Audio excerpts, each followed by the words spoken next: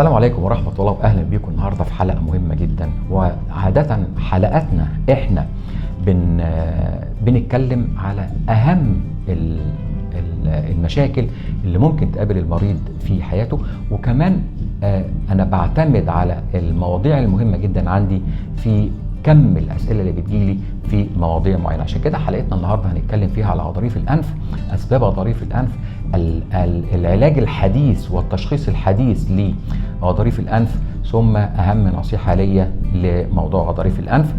نبدأ بحاجة بسيطة جدا. ما هو غضروف الأنف؟ زي ما قلنا قبل كده، مش هنكرر تاني.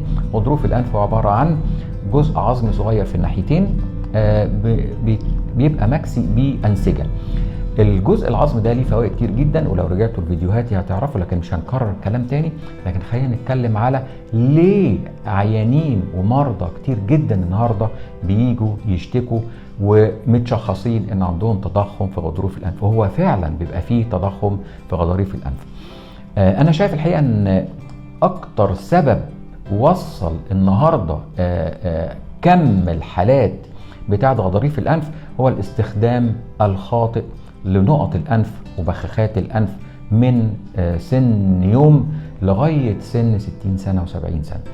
كتير جدا من الأمهات بتيجي تقول لي إن أطفالها ودتهم للطبيب المعالج ليهم، فكتب لهم على سواء كان مية بحر، سواء كان بخاخة، سواء كان نقط أنف. أنا الحقيقة بحذر تماما من أي شيء يتحط في الأنف، لأن ده بيعمل مشاكل كبيرة جدا لغضاريف الأنف وأنسجة الأنف بصفة عامة، وبيوصل ان ما بيعالجش السبب الاساسي، سواء كان في مشكلة اساسية عند الطفل او عند الكبير، لكن هو بيعمل له نوع من انواع العلاج المؤقت اللي بيبقى ليه اعراض جانبية على المدى البعيد، ومن اهم اعراضه الجانبية هو تضخم غضاريف الانف.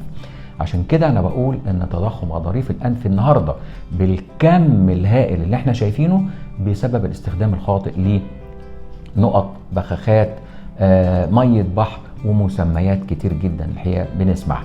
في أسباب تاني طبعا ممكن أسباب مرضية تاني ممكن تعمل تضخم في غضاريف الأنف، زي أي شيء بيسد مجرى التنفس، زي حاجز أنفي معوج، لحميات في الأنف، التهابات في الجيوب الأنفية مزمنة، زي رشح مزمن، زي أورام. من الآخر أي مشكلة مزمنة في الأنف تسد مجرى التنفس هتبتدي الغضروف يتضخم ويعمل لي مشكلة.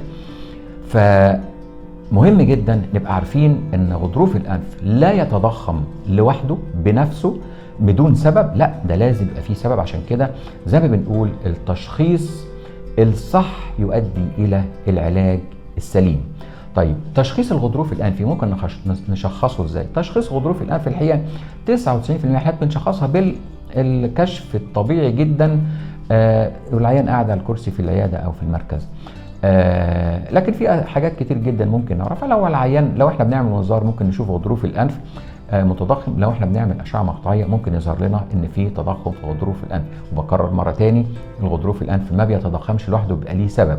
عشان ده لما هنخش على طول دلوقتي ونتكلم على العلاج. ما ينفعش ان عيان يجي يقول لي انا عايز اعمل استئصال لغضروف الانف. طيب هو استئصال غضروف الانف لوحده كده؟ لان لو استأصلنا غضروف الانف لوحده بدون اي حاجه تاني، بدون ما ندور على السبب، للاسف السبب الاساسي اللي بيبقى موجود بيرجع غضروف الانف يتضخم مره اخرى. عشان كده نصيحتي اللي مهمه جدا، ابحث عن سبب تضخم غضروف الانف.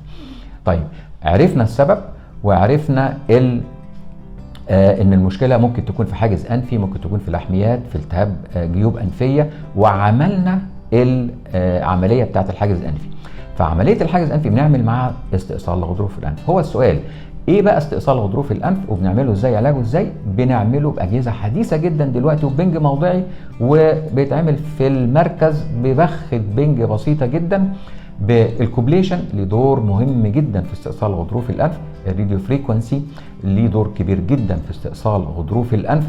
كل الحاجات دي بنعملها والمريض قاعد على الكرسي في خلال 5 دقائق والعيان بيمشي على طول.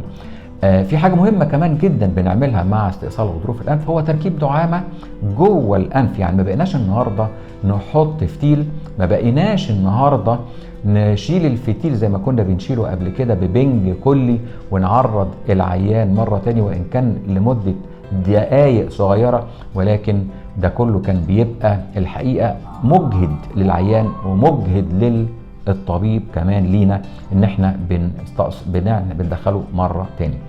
كمان الدعامة اللي بنحطها الحقيقة في بعد عمليات الانف بصفه عامه مهمه جدا جدا جدا، بتخلي العيان يتنفس، بتخلي العيان يروح على طول سواء كان مسافر وبيجي لنا بعد 10 ايام وبيكون رايح ونزل شغله وبيتنفس طبيعي جدا جدا جدا.